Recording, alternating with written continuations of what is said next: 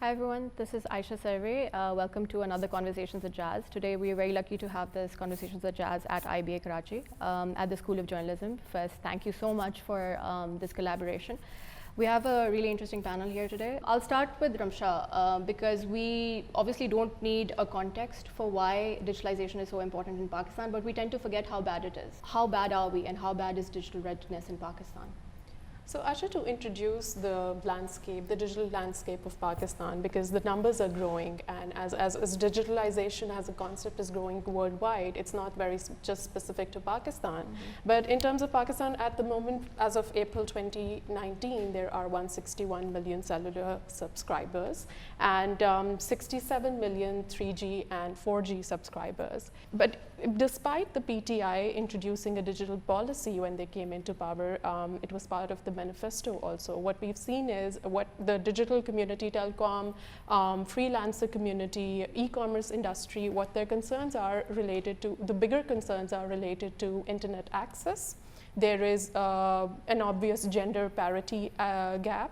And can you elaborate on that? How many women to men access the internet? So there are different varying reports, but according to one report, Pakistan is the lowest in terms of gender parity index in the world. When you're looking at FDI, when you're looking at local and international investors, the most important thing they say is predictability, right? I mean, they don't want to come to Pakistan because there's a constant policy change, there's a constant, revision of things that are working and rollback. Is that, in your analysis, what has created this digitalization readiness low score of Pakistan? I think there are many factors involved in this. To be very honest with you, when these ride-sharing companies came to Pakistan and all that, the provincial governments and the federal governments just quickly saw this not as a source of growing the economy, but as a source of revenue.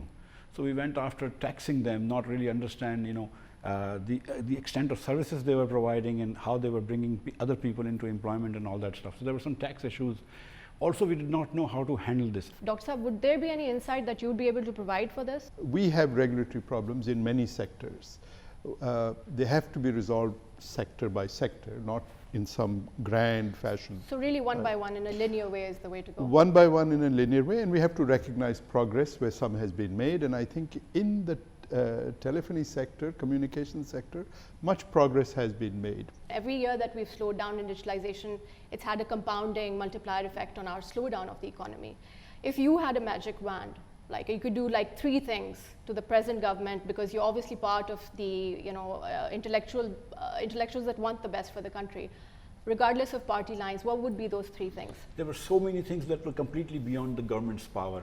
You talked about predictability. There is a perception of Pakistan. Of course, you need to improve. You need to improve. But you can do things like the infrastructure. You need to improve infrastructure. Yes.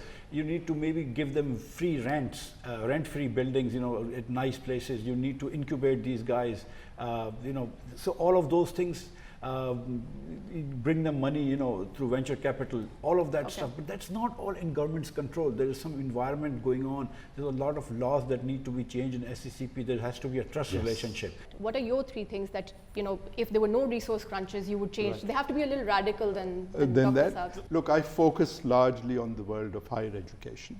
At the moment, we have in the entire, we have 185 universities, roughly 1.5 million tertiary level students. And these folks are being taught by roughly 60,000 teachers. That's a ratio of 25 students to one professor, let's say. This is shockingly inefficient, shockingly unproductive in a way. How can digitalization perhaps help the e-economy, e-commerce, and where can those people, for example, reskill and upskill?